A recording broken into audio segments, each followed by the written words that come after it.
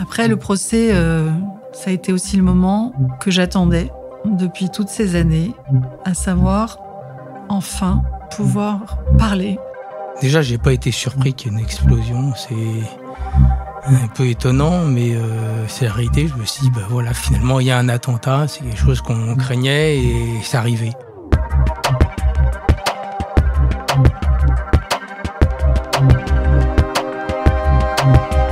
Nous sommes Victoria Géraud-Velmont et Laurence Goldman et vous écoutez Copernic, l'attentat, le procès, un podcast de RCJ Studio.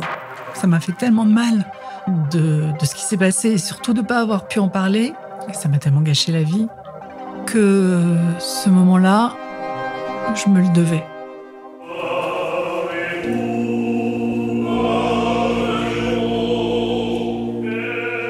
On les appelle les jeunes de l'annexe ou les jeunes de l'extension. Ils avaient entre 10 et 20 ans le soir de l'explosion. Pour la plupart, venir à l'office du Shabbat à la synagogue de la rue Copernic est un rendez-vous à ne pas manquer. Ils aiment se retrouver chaque week-end, prononcer et chanter les prières en chœur. La plupart sont du quartier. Les parents et parfois leurs grands-parents avant eux s'asseyaient au même rang de ce coin de la synagogue.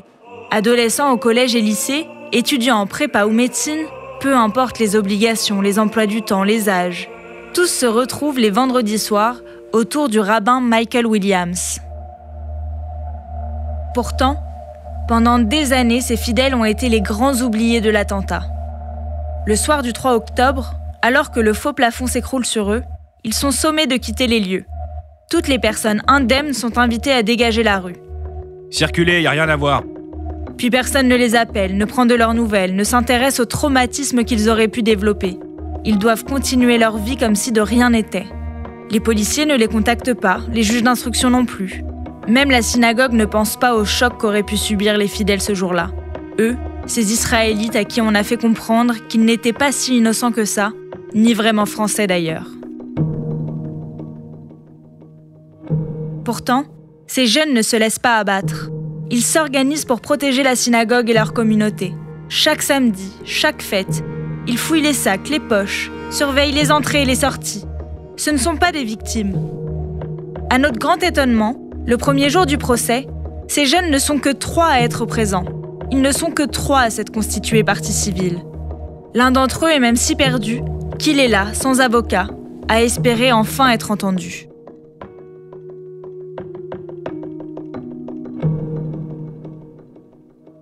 Isabelle est assise dans le fond de la salle d'audience depuis le premier jour. Elle avait 13 ans le soir de l'explosion. Elle était l'une des plus jeunes de l'annexe. Pour tous, elle était la petite. Isabelle exprime sa souffrance depuis le premier jour du procès. Cet attentat a gâché sa vie, il l'a plongée dans la dépression et a des conséquences encore terribles sur sa vie. Isabelle le dit si bien, venir tous les jours au procès, elle se le devait. Je m'appelle Isabelle, j'ai 55 ans, bientôt 56. Et j'avais 13 ans au moment de l'attentat de la rue Copernic, en octobre. J'avais fait ma bat mitzvah en juin, le juin précédent, mois de juin précédent, avant les vacances. Et j'étais un vrai pilier de la synagogue. J'étais extrêmement attachée à cet endroit. J'y allais beaucoup, évidemment, avant pour préparer ma bat mitzvah, mais j'ai fait tout le Talmud Torah depuis le jardin d'enfants. Et c'est un lieu qui me permettait d'être bien, d'être dans un petit cocon. Mon père était administrateur, donc on y était souvent, il faisait plein de choses. Il s'est beaucoup occupé, lui, de développer l'enseignement. Il a même créé l'Institut d'études juives de Copernic, qui était rue Servandoni. Et voilà, c'était un endroit où je me sentais bien, j'avais pas du tout d'inquiétude. Et ce jour-là, j'étais dans ce qu'on appelle l'annexe, qui est la partie de la synagogue qui a été construite après que la synagogue elle-même. C'était un seul endroit absolument magnifique, avec une verrière magnifique. Mais nous, on était dans l'annexe, dans les deux, troisième rangs, ça dépendait. Et toujours avec ceux que j'appelais les grands et qui m'appelaient la petite. Et c'était essentiellement Philippe Pérez, Martine Pic. Et voilà, c'était un lieu où on se retrouvait Shabbat. On avait une foi d'enfer, on chantait à plein cœur et c'était beau, c'était super. Alors, le 3 octobre, c'était donc, comme je vous l'ai dit, un vendredi comme les autres pour moi. Il y avait des bar mitzvahs. Et j'étais avec Martine, j'étais avec Philippe. Voilà, l'office se passe normalement. Et alors, tout d'un coup, j'ai plus rien entendu. J'ai les oreilles qui se sont un peu bouchées. Et j'ai vu le verre de la verrière qui commençait à tomber. Et après, je regardais de façon un peu... pas décalée, mais en retrait, le sang qui coulait sur les gens qui avaient été blessés par les morceaux de verre, parce qu'il y en a qui étaient gros quand même. Hein. Donc j'ai vu un peu tout ça au ralenti, et visiblement le plafond m'est tombé sur la tête, puisque du côté Nex, c'était un faux plafond, mais avec des espèces de dalles, je suis sûre, pleines d'amiante à l'époque. Et en fait, ça nous est tombé sur la tête, mais moi, j'étais dans un espèce d'état second. Et puis, je regarde derrière moi et j'entends Paul, qui lui était un grand. Il a commencé à être pris d'un rire hystérique. Ça m'impressionnait beaucoup, parce qu'il est tellement posé d'habitude, tellement calme. Et en fait, je me rappelle lui avoir pris la main pour le remettre dans la réalité. Alors, il semblerait que le Chazan ait dit restez assis, restez tranquille. Et après, j'ai entendu des gens qui disaient mais non, mais ils vont rentrer dans la synagogue avec une mitraillette, il faut tout de suite sortir, on peut pas rester là, on va être pris comme des chiens. Et donc, on s'est dit on va sortir. Je ne me rappelle pas de l'épisode où le rabbin dit on continue, tout ça. Ça, franchement, je ne m'en rappelle pas du tout. Ce dont je me rappelle, c'est qu'on s'est levé très doucement. J'ai pris la main de Paul et on s'est dirigé vers la sortie. Et ce dont je me rappelle, en revanche, et ça a été vraiment un truc très dur, c'est que j'ai vu de loin qu'il y avait un corps étendu. Et je me suis dit, il faut pas que je regarde. Et on a avancé jusqu'à la sortie. Et effectivement, il y avait le corps de monsieur Barbet. Mais je voulais pas le regarder. Sauf qu'on a été obligé un peu de l'enjamber pour sortir. Et c'est là où j'ai vu Philippe tétanisé. Alors, il le regardait, tétanisé. Et là aussi, un peu comme une protection que je voulais faire, parce que j'ai toujours été un peu protectrice, alors que j'étais plus jeune qu'eux. Là aussi, je lui ai pris la main. Et je l'ai fait sortir. Et très vite, il y a Philippe qui me dit « Écoute, je te ramène chez toi ». Et j'avais perdu de vue Martine, Paul et les autres. Je les avais perdus de vue. Et donc, on commence à descendre la rue Copernic vers l'avenue Kléber. Et on voit son père, en fait, arriver.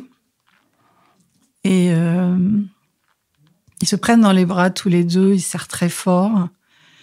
Et j'entends Monsieur Pérez qui me dit « Je sais que ta maman arrive, je l'ai croisée en route, elle arrive. » Et c'est là où j'ai aperçu maman et j'ai couru vers elle. Moi, je voulais lui faire un gros câlin. Elle m'a un peu arrêtée sur le moment pour me regarder. Elle me dit, t'es pas blessé, donc tout va bien. Et en fait, ce qui a été aussi la deuxième violence, c'est que on allume la télé. Et donc, je crois que c'était un peu plus tard dans le journal, Barre a été interviewé. Et il dit « Je suis plein d'indignation à l'égard de cet attentat odieux qui voulait frapper les Israélites qui se rendaient à la synagogue et qui a frappé des Français innocents qui traversaient la rue Copernic. » Alors cette phrase, tout le monde dit c'est une maladresse. Ok, c'est ce qu'ils pensent. Moi, à 13 ans, je suis en construction. Je suis une petite fille. Je rentre dans la puberté, dans l'adolescence. Mon corps change, mon esprit change. J'ai des émotions que j'avais pas avant, etc., etc. Là, j'entends ça. Je me dis, d'accord, je fais partie de ces Français qui étaient visés, mais c'est les pauvres personnes, les pauvres passants de la rue Copernic. Donc, premier sentiment, je suis coupable. Je suis responsable de la mort de ces gens. J'ai commencé à glisser petit à petit quand même dans une dépression où je me suis mise à plus du tout travailler. Mais comme j'avais, comme on dit à l'époque, des grandes facilités, je m'en sortais. Mais petit à petit, ça allait de plus en plus mal. En plus, j'ai plus la douceur de vivre et la confiance en moi que j'avais. Jusqu'à ce que on me dise que je redouble ma 3e. Mais après, de toute façon, ma dépression était là. Elle n'a pas été traitée. J'ai eu mon bac par miracle. Donc voilà, un espèce de trip hyper sombre, hyper sordide, complètement orienté vers je dirais pas la mort, mais la disparition. Voilà. Pas dans la vie du tout. Et pour moi, c'est des années que je rattraperai jamais. Ce procès, il a été très important pour moi dans la mesure où j'ai pu parler directement à des gens à qui j'avais des questions à poser depuis toutes ces années. Et j'ai pu le faire. Et pour la plupart, ils ont été extrêmement bienveillants. Mais surtout, j'ai parlé à l'ex-femme de Hassan Diab. Et la première fois, donc je revais la voir et je lui dis, écoutez, je sais que vous êtes une femme très, très croyante, parce qu'elle est catholique, très croyante. Et vous savez que c'est mal le mensonge. Et vous savez que c'est pas la vérité ce que vous racontez. Et elle me dit, it's not him, it's not him, it's not him. Je lui dis, I know it's him. And you know it too. Et je l'ai senti pas bien. Mais je me suis dit, ça y est, je lui ai dit. Sauf que je l'ai revu. Mais ça, c'était après le verdict. Et je lui dis, well. Et elle me dit, I'm so sorry. I'm so very sorry. Et pour moi, c'était, je le prends peut-être de travers, mais pour moi, c'était lui. Et elle est désolée. Après, le procès, ça a été aussi le moment que j'attendais depuis toutes ces années, à savoir, enfin, pouvoir parler de ce que c'était, parler de ce que j'ai vécu. Excusez-moi, je suis toujours émue, mais ça m'a fait tellement de mal de ce qui s'est passé, et surtout de ne pas avoir pu en parler. Ça m'a tellement gâché la vie. que ce moment-là, je me le devais.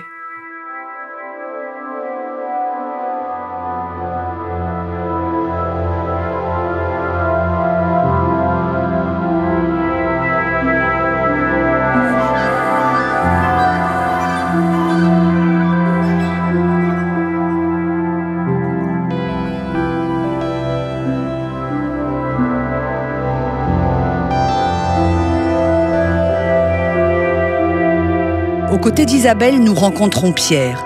Pierre aussi était à la synagogue ce soir-là. S'il ne se considère pas traumatisé par l'attentat, il a toujours voulu témoigner au procès du poseur de bombes.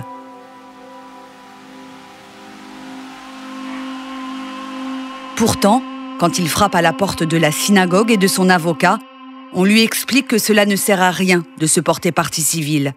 Il n'a rien vu. Il ne fera pas avancer l'enquête. Mais Pierre persiste et se présente au procès le 3 avril 2023. Tant pis, s'il doit se constituer partie civile tout seul, il le fera. L'important est qu'il soit là.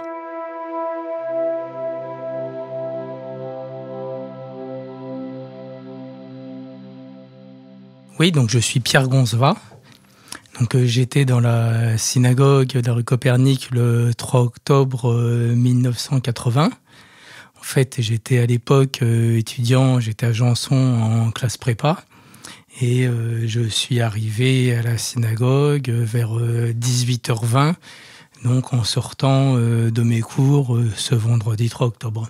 Je me souviens très bien, en fait, le moment d'explosion, ça reste gravé en moi comme un souvenir très fort, en fait. Moi, je suis arrivé vers 18h20, donc à peu près un quart d'heure avant. Je me suis toujours dit, si j'étais resté un petit peu bavardé avec mes copains, j'aurais été dans la rue au moment d'explosion et je serais plus là pour en parler. Et donc je suis allé m'asseoir, comme d'habitude. En fait, on était tout un groupe de jeunes qui avaient 18, 20 ans, etc. On était une bande de copains. En fait, on se retrouvait régulièrement le vendredi soir à la synagogue. Donc dans la nouvelle partie, celle qu'on appelle l'agrandissement, donc un petit peu de côté par rapport à la partie centrale de la synagogue. Moi, je m'étais assis au 2e ou 3e rang, là où j'étais comme d'habitude. Alors en fait, oui, il y a eu le bruit de l'explosion qui arrivait vers moi un petit peu par la gauche, en fait, puisque j'étais placé dans ce sens-là. L'explosion, elle venait de ce côté un peu de face et de gauche. Et donc il y avait on a d'abord le ressenti du souffle et ensuite le bruit de l'explosion. Donc je me suis retrouvé projeté au sol. Déjà, j'ai pas été surpris qu'il y ait une explosion. C'est un peu étonnant, mais c'est la réalité. Je me suis dit, finalement, il y a un attentat. C'est quelque chose qu'on craignait et c'est arrivé. Après, j'ai regardé mes mains, mes jambes. Je me suis rendu compte que j'avais toujours mes mains et mes jambes. J'ai passé mes mains sur mon visage et j'ai vu qu'il n'y avait pas de sang. Donc je me suis dit, je suis vivant. Et le sentiment que j'ai eu après, c'était de me dire, je suis vivant, mais est-ce que je suis vraiment sûr? Est-ce que c'est pas une illusion? Je savais pas si c'était... je savais plus où était la réalité et où était le ressenti, en fait. C'est très... ça montre la violence du choc, la violence de l'explosion. On n'est pas sorti tout de suite, en fait. On est sorti peut-être un quart d'heure, 20 minutes après. On est resté dans la synagogue à pas savoir quoi faire, en fait. Il n'y avait pas vraiment de panique, mais il y avait beaucoup de tension. Et en fait, donc, moi, je suis sorti par la sortie de secours, en fait. Donc, la sortie qui est au numéro 22 de la rue Copernic, qui donne dans l'agrandissement. Et après, je suis reparti de la synagogue. Alors, en fait, mes grands-parents habitaient à 100 mètres à peu près de la synagogue, dans la petite rue qui s'appelle la rue Villarceau, qui est entre la rue Boissière et la rue Copernic. Et j'avais l'habitude, tous les vendredis soirs, quand je sortais de la synagogue, d'aller voir mes grands-parents. Bien souvent, mon grand-père, il venait... de temps en temps, mon grand-père, il venait aussi à la synagogue. Ce soir-là, il n'y était pas. Et donc, je suis allé voir comme je faisais d'habitude, pour les rassurer aussi. Et donc, je suis allé voir mes grands-parents. Hein, donc, on cette petite rue qui croise. C'est à 100 mètres de la synagogue et les vitres de leur salon qui donnent sur la rue, donc, étaient cassées. Hein, c'est pour donner une idée du souffle, de la puissance de l'explosion. Donc, à 100 mètres, il y avait encore des vitres cassées dans l'appartement.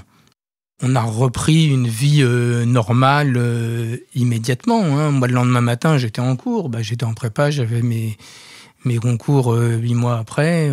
Donc, mon objectif, c'était mes concours, c'était rien d'autre. Hein. Voilà, donc la vie a repris immédiatement. Et pour les jeunes comme moi, on s'est investi dans la communauté pour les questions de sécurité, hein, puisque après c'est les jeunes qui ils étaient déjà plus ou moins impliqués, mais bon, on a pris en charge les questions de sécurité de la communauté, et on a été immédiatement dans l'action et dans le retour à la vie normale, et pas du tout dans la question de on est victime, qu'est-ce qu'on fait ? On a été les oubliés et les silencieux. Les oubliés parce qu'on a été complètement oubliés de toute cette question de procédure, et les silencieux parce que on n'a pas été considérés comme des victimes, et on s'est tout de suite remis dans la vie normale, et donc on n'a rien dit. Le regard extérieur de la société, c'était de dire vous n'étiez pas des victimes, un peu comme si on s'était mis dans la position de la phrase de Raymond Barre, qui a été tellement citée. On était les visés, mais on n'a pas été les victimes. Bon. Et puis je pense qu'il y a aussi quelque chose qui a joué, c'est que nous, on s'en est bien sortis finalement. Physiquement, on n'a pas été à l'intérieur, on n'a pas été très blessés. Moi, j'ai rien eu physiquement en fait. Hein, dans l'agrandissement, j'étais au-dessus de moi, du siège où j'étais, il y avait une bulle de plexiglas qui faisait office de puits de lumière. Donc elle s'est pas cassée, et comme le plafond s'est écroulé, le faux plafond s'est écroulé autour de moi. Moi, j'ai rien reçu sur moi en fait. Bon voilà. Et puis beaucoup d'entre nous, on est aussi des familles de survivants de la Shoah, à titre d'une façon ou d'une autre, en fait. Hein. Et finalement, je pense qu'on s'est dit aussi, ce qui nous arrivait par rapport à ce qui s'est passé pendant la Shoah, c'est rien, il n'y a pas de comparaison. Donc, pourquoi en parler ? Moi, je suis très très content, d'une part, d'avoir parlé. Hein. Je suis ça m'a vraiment. Je sais que si je l'avais pas fait, j'aurais eu ce regret tout le temps. D'une part, donc, je suis vraiment content de l'avoir fait, et de l'avoir fait pour moi de façon satisfaisante, c'est-à-dire d'avoir pu dire ce que je voulais dire.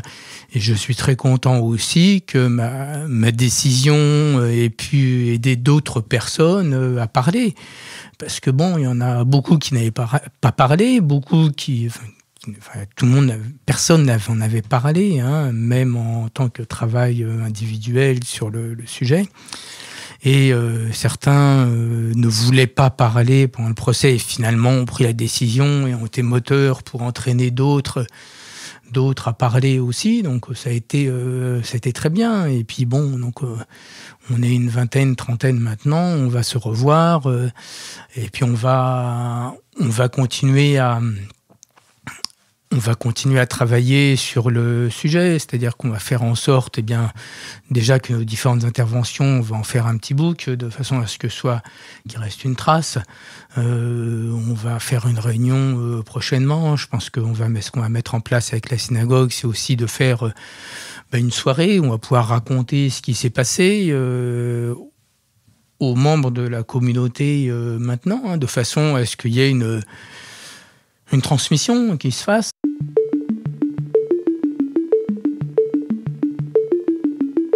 Puis vient Martine. Martine rejoint Isabelle et Pierre dans leur volonté de prise de parole. Elle aussi, par sa présence soudaine à l'audience, surprend les magistrats, les avocats, le public. Nous commençons à comprendre qu'en visant la synagogue, le terroriste ciblait des grands-parents, des parents, des enfants juifs. Alors qu'elle accompagne Isabelle et Pierre dans leur démarche, signant des attestations de présence dans la synagogue, Martine commence à se poser, elle aussi, cette question. Doit-elle se constituer partie civile ? Après tout, des victimes se battent depuis 43 ans pour que ce procès ait lieu. Les témoignages de Patricia Barbé, de Corinne Adler, de Gérald Barbier la touchent droit au cœur. Elle ne peut pas les laisser seuls dans cette démarche. Elle aussi doit témoigner, quitte à ressasser ce traumatisme enfoui depuis tant d'années. Bonjour, je m'appelle Martine Pick-Lakshmanan. Le 3 octobre 1980, j'étais venue assister à l'office et je pourrais dire comme tous les vendredis, mais c'est pas exactement vrai. Ça faisait effectivement 4-5 ans que j'avais pris l'habitude de venir tous les vendredis à l'office de Shabbat. Donc j'avais commencé quand j'avais 14 ans. Mais cette année-là, j'étais en prépa et mes parents m'avaient suggéré d'arrêter d'aller à l'office de Shabbat parce que mon temps était un peu compté. On a une vie assez organisée à ce moment-là. Or, ce soir-là, il y avait Françoise Herzog, la fille d'amis de mes parents, je devrais dire de ma famille, de mes grands-parents et de mes arrière-grands-parents, qui faisait sa bat mitzvah. Il s'est passé comme toujours, on a démarré l'office, on était toute une bande de jeunes que vous avez rencontrés au procès qui venions chaque Shabbat à la synagogue. La plupart d'entre nous, on se retrouvait dans l'extension. Voilà, les 3-4 rangs de l'extension, on se retrouvait tous là. Et puis, on était tous étudiants, donc certains arrivaient un peu en retard. Voilà, donc au fil du début de l'office, tout le monde se retrouvait, ceux qui pouvaient être là. Et puis, à 18h35, détonation invraisemblable, un grand souffle, un bruit de pluie, mais c'était pas de la pluie, c'était la verrière qui s'effondrait sur la Théba. Et tout de suite après, un espèce de nuage qui nous est tombé dessus, puisqu'on était exactement à l'endroit où vous avez tous vu qu'il y avait un faux plafond qui s'était effondré. Ben, c'est là où nous étions, exactement là où tous les jeunes étaient réunis. Donc un bruit assourdissant. Je bouge un peu, je vois que tout va bien, que j'ai rien. On lève la tête pour essayer de comprendre ce qui s'est passé. La première chose que j'ai vue, c'était une femme beaucoup plus âgée que moi qui était juste le rang devant. Et j'ai croisé son regard, un regard de mort, un regard de peur, un regard incroyable, enfin, morte de peur. Voilà. J'ai compris ce que voulait dire l'expression morte de peur. Autour de moi, c'était un brouhaha, le chaos, le désordre, des cris, des hurlements dans tous les sens. Je me souviens d'Émile Katzmann qui a dit avec sa voix très forte « On continue l'office ». Je me souviens de je ne sais pas qui a dit « on ne sort pas ». On ne savait pas ce qu'il y avait dehors. J'ai cru entendre quelqu'un qui disait « on nous attend dehors, on va nous tirer dessus ». Mais je ne sais pas si je l'ai entendu ou si je ne l'ai pas entendu. Toujours est-il que pendant quelques minutes, on nous a demandé de ne pas sortir. Il y avait des cris dans tous les sens, de gens qui étaient un peu blessés. Alors, il n'y a pas eu de graves blessés dans la synagogue. Il y avait des gens qui avaient reçu plus de verres que d'autres, des gens qui s'étaient peut-être bousculés, qui s'étaient peut-être fait mal. Donc, il y avait vraiment des hurlements, des peurs, des gens qui cherchaient leur famille. Il y avait un énorme chaos. Nous, on était sous notre faux plafond. On en avait plein les yeux. Voilà. Et puis, le rabbin William s'est descendu de la Théba et passé devant nous. La sortie de l'annexe est juste là où on était et il a dit on va continuer l'office dehors. Et donc on était tous les jeunes, je suis sortie avec lui, on était une dizaine à sortir, on lui a emboîté le pas, on a pris le couloir. Et là, quand on est arrivé dehors, on s'est rendu compte que non, continuer l'office dehors, c'était pas possible. C'était des flammes, c'était des voitures retournées, c'était des voitures éventrées, des cris, toutes les vitres qui avaient explosé. Enfin, c'était une scène de guerre. Et puis après, c'était très compliqué parce que il fallait effectivement que je reprenne une vraie vie, mais c'était impossible. En plus, je venais de changer de lycée. J'étais plus à Janson où j'avais été les 4 années précédentes. À Janson, j'avais tous mes repères et tous mes potes. Et j'étais dans un lycée où je ne connaissais personne. Et je me voyais pas retourner le lundi en disant « Ouais, alors ça va toi le week-end ?» « Non, moi ça va pas super, j'ai reçu une synagogue sur la tête, mais bon, voilà. » Donc j'en ai parlé à personne. pendant 1 semaine ou 2. Autant vous dire que ça allait pas bien. Et puis, peut-être 10 jours après, il y a eu un TP de chimie. Bon, TP de chimie, on joue avec des produits, on les fait chauffer, puis quand on ne fait pas bien chauffer, hop, boum, ça explose et il y a une pipette qui a explosé.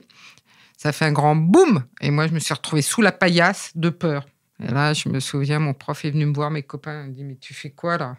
Et j'étais en pleurs. Et là, j'ai dû leur dire.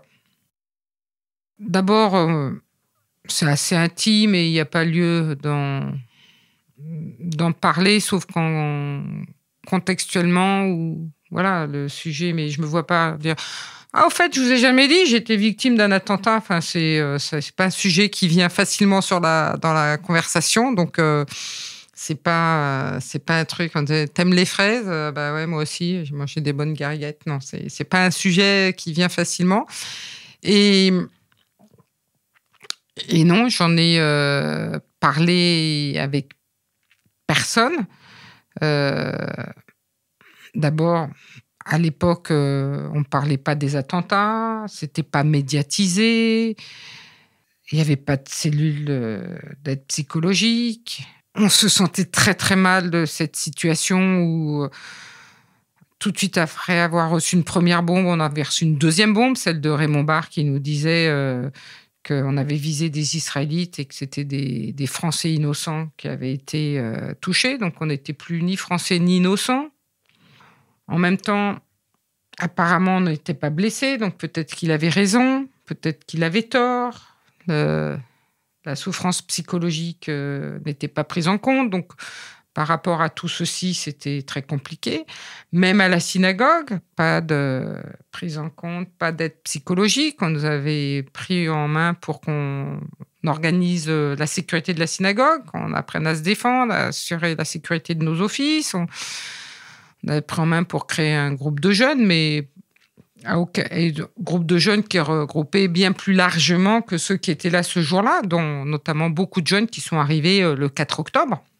Plein de gens qui faisaient des choses à la synagogue, mais pas un seul instant on allait nous dire et ça va, parce que de toute évidence, apparemment, ça allait bien.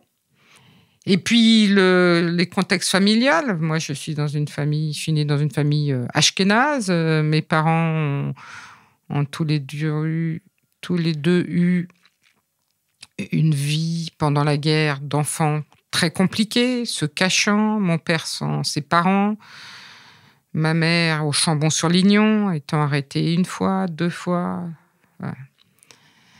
Des sujets... des peurs phobiques. Ma mère nous a raconté sa guerre en boucle. Alors, encore une fois, ce que j'avais ressenti, ça me semblait bien minime. Et donc, et puis c'était très douloureux. C'était enfoui. J'avais voulu l'enfouir et c'était un vrai traumatisme. En fait, c'est un traumatisme dont j'ai jamais parlé, une souffrance. Quand quelquefois j'en parlais, je tremblais, j'avais les mains moites, j'avais des sueurs, j'avais des sanglots qui arrivaient tout de suite, les yeux humides. Donc, parce que quelquefois dans la vie, voilà, il s'avère que, voilà, donc c'était pas tellement une expérience. J'en parlais pas et quand j'en parlais, j'étais terriblement mal. Et je comprends une deuxième chose, c'est que c'est pas de moi dont il s'agit, c'est de nous que Martine se constitue partie civile. Très bien. Mais c'est bien la tentative d'assassinat en masse pour lequel il va être condamné à Sam Diab. C'est pas la tentative d'assassinat de telle ou telle personne.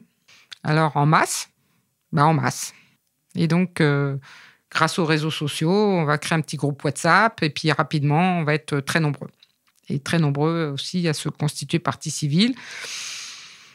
Avec, je dois dire également, le dernier élément, c'est que dans la salle d'audience, je rencontre Antoine Casubolo, mais je rencontre plein d'autres avocats qui viennent me voir, qui viennent me dire « on peut vous aider, si vous connaissez vos copains, dites-leur de venir, venez, on est là pour vous aider. » Voilà. Et puis, après, c'est parti comme un feu. J'ai adoré entendre les dépositions de tous mes amis. Je pense qu'on a eu des sujets... et des propos très différents, très complémentaires. C'était amusant de voir comment, avec 40 ans de recul, finalement, on avait évolué différemment. Et donc, certains parlaient beaucoup de sécurité, d'autres d'antisémitisme, d'antisionisme. Donc, chacun avait finalement un marqueur différent, un angle d'attaque différent. Et c'était intéressant. Et en tant que tel, c'est une expérience intellectuellement très riche. Et personnel aussi. Voilà. Puis, dans 8 jours, on va tous organiser un pique-nique ensemble. Donc, c'est formidable. Vous voyez, ça a resserré les liens.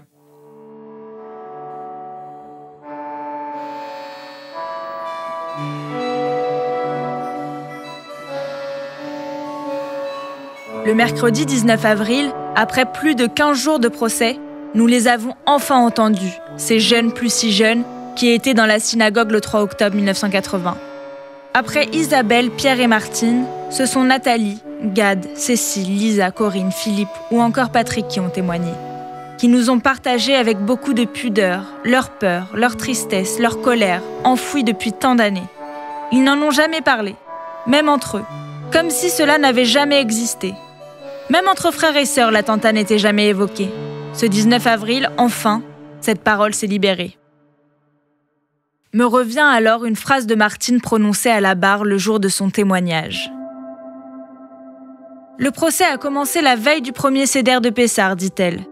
Ce n'est pas un hasard. Dans cette histoire, nous étions des esclaves. Nous sommes restés 40 ans dans le désert avant de devenir un peuple libre. 42 ans, c'est affreusement long.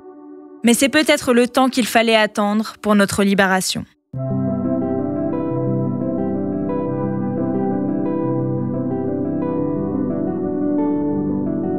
Merci à Isabelle, Martine et Pierre.